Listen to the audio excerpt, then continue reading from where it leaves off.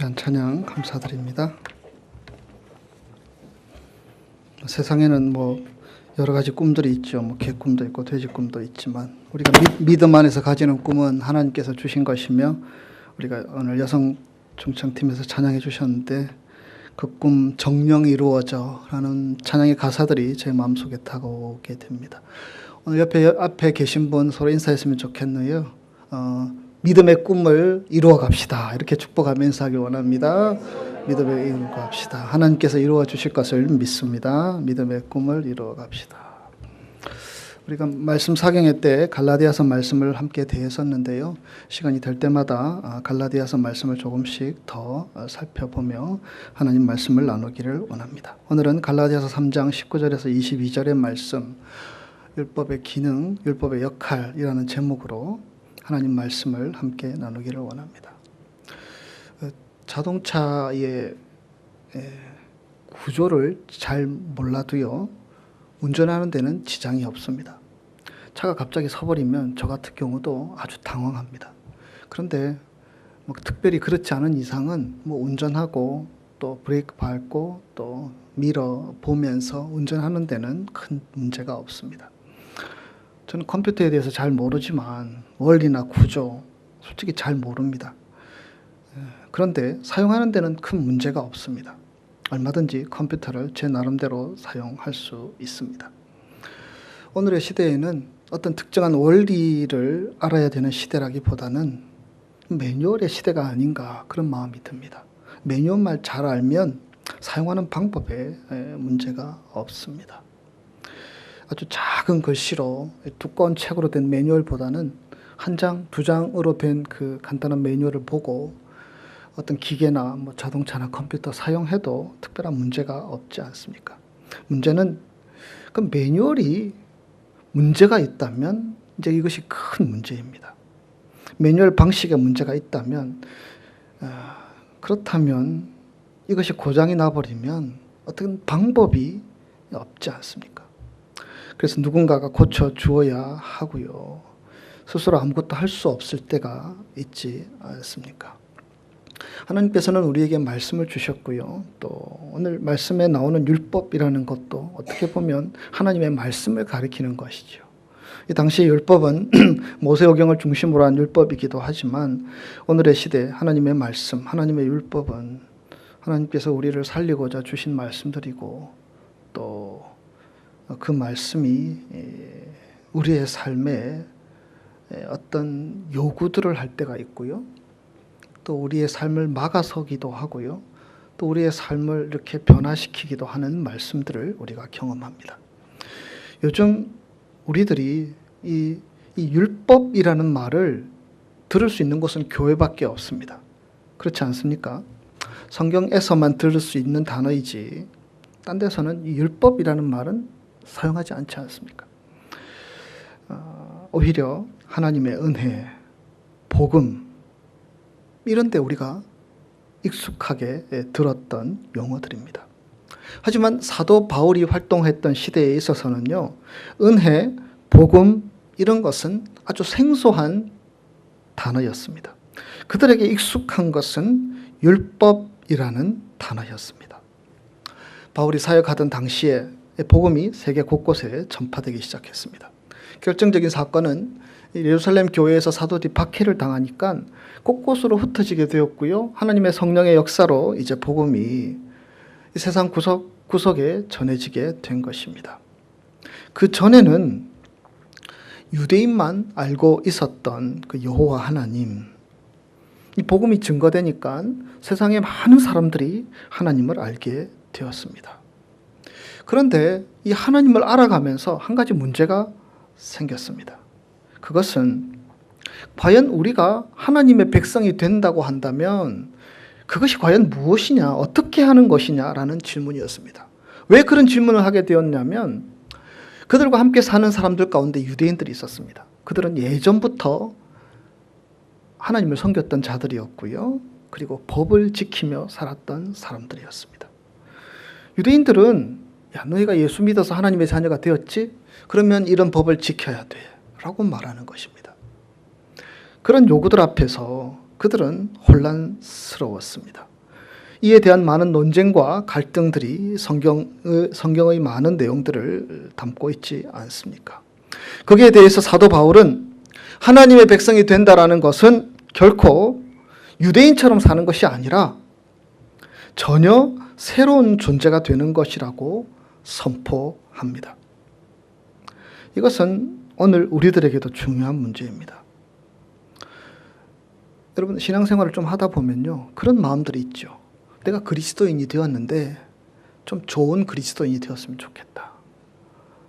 좀 모델 같은 그리스도인이 되었으면 좋겠다. 잘 믿었으면 좋겠다. 이런 기대들이 있습니다. 여러분, 잘 믿는다는 것이 무엇입니까? 많은 사람들이 이렇게 생각합니다. 우리의 마음을 지배하는 것은, 잘 믿는 것은, 신앙이 좋은 것은 성경 말씀에서 이렇게 저렇게 가르치는 계율들을, 이 율법들을 잘 지키며 살아가는 종교인이 되는 것이다. 법을 잘 지키는 사람이 잘 믿는 것이다. 이런 마음들이 우리에게 있습니다. 그래서 직장 생활을 잘하던 사람이 말씀대로 살기 위해서는 하나님의 법을 잘 지켜야 될 것 같으니까 직장을 내팽개쳐버리고 신학을 공부하는 그런 경우들도 보게 됩니다. 그러나 사도 바울은 그렇지 않다고 말합니다. 신앙생활을 잘한다고 하는 것은 계율을 지키는 것이 아니다. 법을 지키는 것이 아니다라고 선포합니다. 그것은 우리의 삶을 완전히 새로운 방식으로 살아가는 것이라고 가르칩니다. 사람들과 똑같이 가정도 가지고 직장도 가지고 인간관계들도 해나가며 살아가지만, 그러나 살아가는 방식 자체는 완전히 달라지는 것이라고 선포합니다. 사도 바울은 오늘 본문 말씀, 우리 황 권사님 읽어주신 말씀 가운데 이 율법의 부정적인 측면들을 설명하고 있습니다. 여러분, 3장 19절 말씀 우리 다시 한번 읽겠습니다. 그런즉 율법이 무엇이냐? 범법함으로 더하여진 것이라 천사들을 통하여 한 중보자의 손으로 베푸신 것인데 약속하신 자손이 오시기까지 있을 것이라.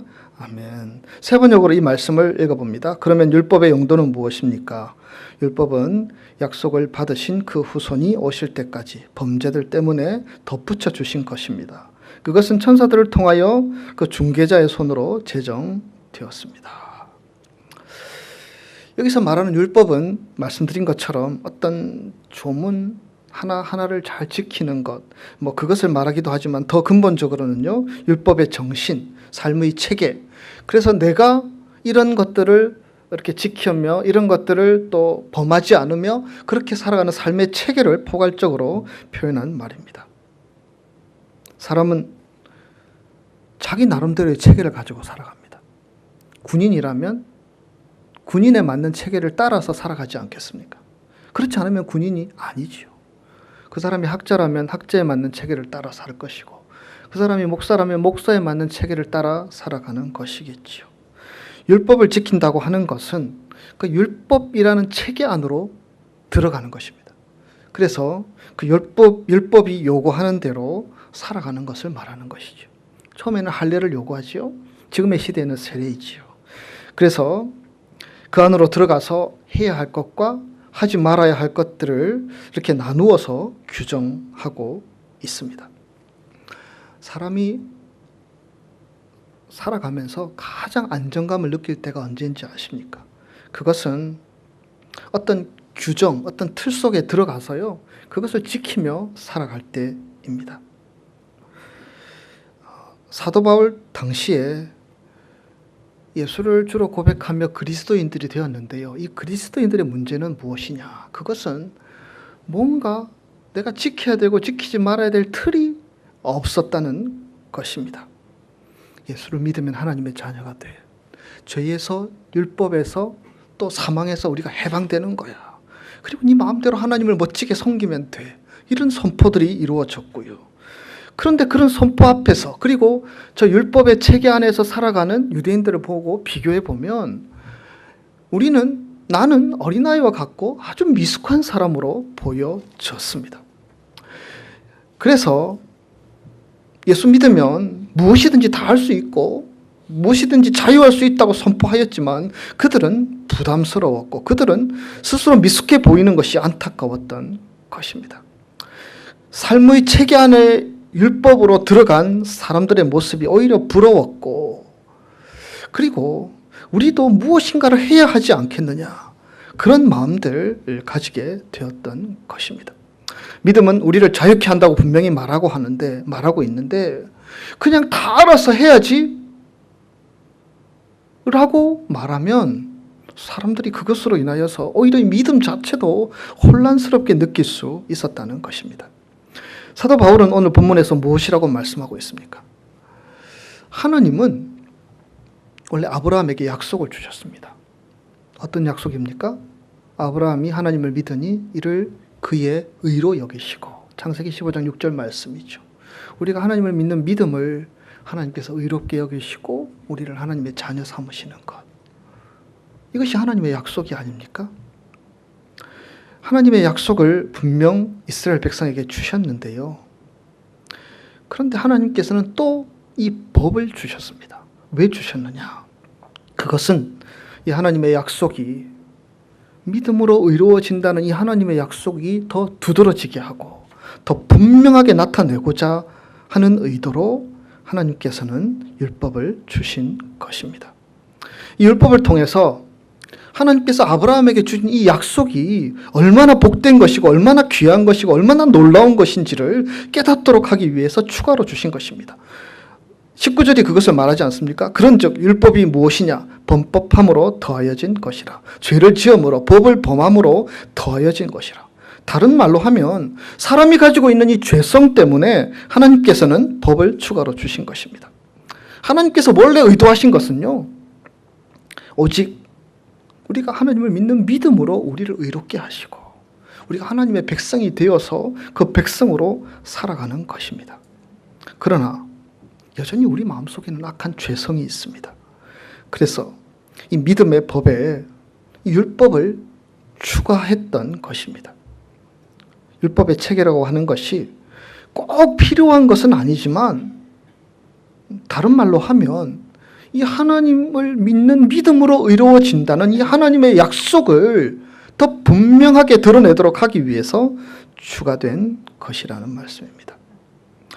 화학 실험을 해보면 화학 반응에 필수적인 것은 아니지만 꼭 필요한 것이 있습니다. 촉매라고 하죠. 캐탈리스트라고 하죠. 이것은 이 화학 반응의 본질적인 것은 아니지만 보다 이 반응이 용이하게 일어나도록 하는 역할을 하는 것을 말합니다. 여러분, 율법은, 이 하나님의 법은요, 우리를 본질적으로 변화시키는 것이 아닙니다. 우리를 구원해 주는 것이 아닙니다. 그러나 우리의 죄성 때문에 이것이 필요하다고 우리에게 말씀해 주시는 것입니다. 교통법규를 어기려고 하는 자에게는 이 법규가 의미가 없지요. 그러나 법규가 있으면 사람들은 부담감을 가지고요, 조심하게 됩니다. 법규를 어겼다는 의식들을 가지게 됩니다. 율법이 사람을 바꾸는 것은 아닙니다. 그러나 율법은 하나님을 사랑하는 자들에게는 유익한 것이 될 수 있습니다. 하나님의 법을 어기려고 하는 자에게는 아무것도 아니지만 하나님을 사랑하고 의지하려는 자들에게는 이 하나님의 법이 어떤 방향을 제시하고 우리로 좀 더 나아가게 만드는, 성숙하게 만드는 도구가 된다라는 것입니다. 복음이 하나님이 거저 주시는 은혜가 아닙니까? 우리가 자격이 있고 조건이 좋고 우리가 하나님 앞에 의롭게 살아서 하나님의 자녀가 된 것이 아니고요. 복음, 예수 그리스도께서 내 죄를 위해서 돌아가셨다, 이 사실을 믿는 자들에게 하나님의 자녀가 되는 권세를 주셨다는 사실, 그래서 하나님의 백성으로 살아가는 이 사실이 우리에게는 복음이 아닙니까? 근데 너무 쉬워 보입니다. 너무 하찮아 보입니다. 그래서 그것을 가볍게 여기고 복음의 소중한 가치들을 잃어버리며 살아가기도 합니다. 그런데 이 복음이 소중하다라는 것을 깨닫는 자는 놀랍게도 이 법 아래에서 정죄를 받아본 사람들이라는 것입니다. 오늘 많은 사람들이 복음을 오해해서 언제든지 내가 마음 먹기만 하면 하나님의 자녀가 될 수 있고 실컷 세상 속에서 살다가 죽을 때 돼서 예수 믿으면 되지. 한편 강도처럼 그렇게 말하는 사람들도 있지만, 그러나 우리가 이 하나님의 법 아래에서 살아가다 보면 우리가 얼마나 추악하고 죄악되며 연약한 존재인지를 깨닫게 되고요. 하나님이 우리에게 주신 이 복음이라는 것이 그렇게 하찮고 가벼운 것이 아님을 우리들은 깨닫게 되는 것입니다. 정욕의 감옥에 갇혀서, 세상의 감옥에 갇혀서 헝다홍 살아가는 우리의 연약한 모습, 이 율법의 틀에서 벗어나지 못하는 우리들을 예수께서 보혈로 우리를 끄집어내어 주시고 자유케 하시고 하나님의 자녀가 되는 권세를 주셨다는 이 사실, 이것은 결코 하찮고 가벼운 것이 아니고요, 우리에게 생명과 같은 소중한 것들이 아니겠습니까? 법의 틀 안으로 들어가면요, 우리의 모든 자랑들을 율법은 빼앗아갑니다. 다 지키고 잘 따르려고 했는데, 여러분, 사람들이 이 세상을 살면서 아주 작은 것들에 무너져 버리고, 아주 작은 것들에 우리의 믿음이 이거밖에 안 되는구나 깨닫게 되고, 그렇게 흔들릴 때가 얼마나 많이 있습니까? 그래서 우리는 오직 예수 그리스도의 십자가만을 바라보게 됩니다. 율법은 구원의 필수적인 것은 아니지만 구원을 더 긴급하게 하는 데 있어서 큰 역할을 하는 것입니다. 우리가 율법의 체계 안에서는 그 틀 속에서만 살아가면 아무것도 할 수 없지만, 복음을 깨닫게 되었을 때의 그 감격으로 인하여서 이 율법의 말씀을 대할 때에 우리는 하나님의 법이 우리에게 더 유익을 주시고자 우리를 이 삶 가운데 이렇게 능력 있는 삶을 살아가도록 하기 위해서 주신 선물이라는 것을 알게 됩니다. 어떻게 보면 유대인들이 가지고 있는 율법은요, 고장난 율법이었습니다. 그들은 이 고장난 법을 가지고요, 그 법에 그들의 평생을 다 걸었습니다. 하지만 그 법 가운데는요, 기쁨이 없었습니다. 법을 지키려고 했지만 이 중심의 변화도 없었습니다. 법을 지키려고 했지만 무엇보다 용서의 확신이 없었습니다. 그래서 또 용서를 구하고 또 용서를 구하고, 두려운 하나님, 무서운 하나님, 혹시나 나에게 벌을 내리지 않을까, 그런 어떤 두려움으로 가득 찼던 것이 이 잘못된 율법에 익숙해져 있는 유대인들의 모습이었습니다. 그러나 하나님의 법은요, 우리를 그렇게 정죄하고 얽매이게 하고 우리로 두려움에 빠지게 하는 것이 아니라 우리를 살리기 위해서 주신 말씀임을 믿습니다. 그래서 여러분, 시편 19편 7절 8절에서 고장난 법이 아니라 이 생명의 법, 그 율법, 하나님의 말씀이 우리를 어떻게 만드는지를 성경은 이렇게 표현하고 있습니다. 여러분, 19장 7절 8절 말씀 우리 목소리 맞추어서 읽겠습니다. 여호와의 율법은 완전하여 영혼을 소성시키며 여호와의 증거는 확실하여 우둔한 자를 마음을 기쁘게 하고 여호와의 계명은 순결하여 눈을 밝게 하시도다. 아멘. 이 다윗이 노래한 율법은 고장난 율법이 아닙니다. 이것은 살아있는 하나님의 말씀이며 아름다운 것이었습니다. 그래서 영혼을 기쁘게 하고 우리로 순결하게 하고 우리의 삶으로 살아서, 영적으로 살아서 생명력 있게 살아갈 수 있도록 허락하여 주신 선물이 하나님의 법, 율법이라고 다윗은 고백하고 있지 않습니까? 그러면 고장난 율법이 뭐고 고장나지 않는 참 율법이 무엇입니까? 사람이 하나님의 법, 이 말씀을 사랑하고 귀하게 여기는 마음으로 그 율법을 지키고자 한다면 그 율법은 살아있는 법이 되어서요, 우리의 삶에 거룩한 영향력을 미칠 수 있습니다. 그러나 반대로 율법을 살아가는 것이 아니고요, 억지로 하는 것이고 죄책감이 두려워서 하는 것이고 뭔가 하지 않으면 내게 뭔가 이렇게 불편함이 있으니까, 부담감이 있으니까 그렇게 어떤 외적인 동기를 가지고 이루어지는 율법은, 지켜지는 율법은, 그것은 고장난 율법이며 그것은 오히려 우리를 얽매여서 또 하나님과 멀어지게 할 수 있다라는 것입니다. 율법 안에 있는 자들은 하나님의 법을 기뻐하는 자들입니다. 우리를 정죄하고 올무에 매이기 위해서 주신 법이 아니라는 것. 하나님께서 우리에게 하나밖에 없는 외아들을 선물로 주시면서까지 우리를 사랑해 주시고 우리 허물과 죄를 다 덮어주시고 씻어주시고 치유하여 주셨는데, 그런 하나님께서 우리에게 주신 이 말씀들은 나를 살아있게 하고 나로 힘있게 하고 나로 이겨내게 하고 나로 승리하게 하기 위해서 주신 말씀이라는 기대들, 여러분 그런 기대와 소망을 가지고 말씀을 바라볼 때에 그것이 우리에게 살아있는 법이 되는 것입니다. 그러나 여러분 신앙생활 오래 하고 또 인생 산전수전 다 겪으면서 그냥 이렇게 굳어져 버린 신앙 가운데 또 주일도 지켜야 되지, 11조도 드려야 된다 그러지, 또 이것도 해야 된다지 저것도 해야 된다지, 이런 부담감과 이런 그런 삶의 어떤 회피의 하나의 수단으로 우리가 그 법을 지켜 나간다면 오히려 우리는 하나님과 멀어지게 되고 영적으로 병들게 될 수 있다라는 것입니다. 성경 말씀은 우리에게 분명하게 그것을 말씀해 주고 있습니다. 먼저는 복음이며 그 복음의 감격과 은혜를 맛본 사람들은 이 하나님의 법이 우리를 살리며 우리를 새롭게 하는 능력이 될 수 있음을 분명하게 말씀을 주십니다. 여러분 22절 말씀 우리 함께 읽기를 원합니다. 22절. 그러나 성경이 모든 것을 죄 아래 가두었으니 이는 예수 그리스도를 믿음으로 말미암은 약속을 믿는 자들에게 주려 함이니라. 아멘. 성경은 모든 사람들을 죄악에 가두었다고 합니다. 이 법, 하나님의 법 앞에 서면 모두가 다 죄인들이죠. 그래서 죄악 아래 갇히게 되는 것입니다. 그래서 그 요구들 앞에 서게 될 때에는 다들 두렵고 떨리는 마음으로, 조심스러운 마음으로, 죄책감으로 그 앞에 서게 됩니다. 그래서 여러분 예수 믿는 사람들 보면요, 처음 믿은 사람들은 죄책감이 별로 없습니다. 근데 신앙생활을 좀 많이 했던 사람들은요 점점 죄책감을 많이 가지게 됩니다. 왜냐하면 하나님의 법에 우리가 얼마나 미치지 못한 사람들임을 철저하게 깨닫기 때문에 거기에 더 병들게 되면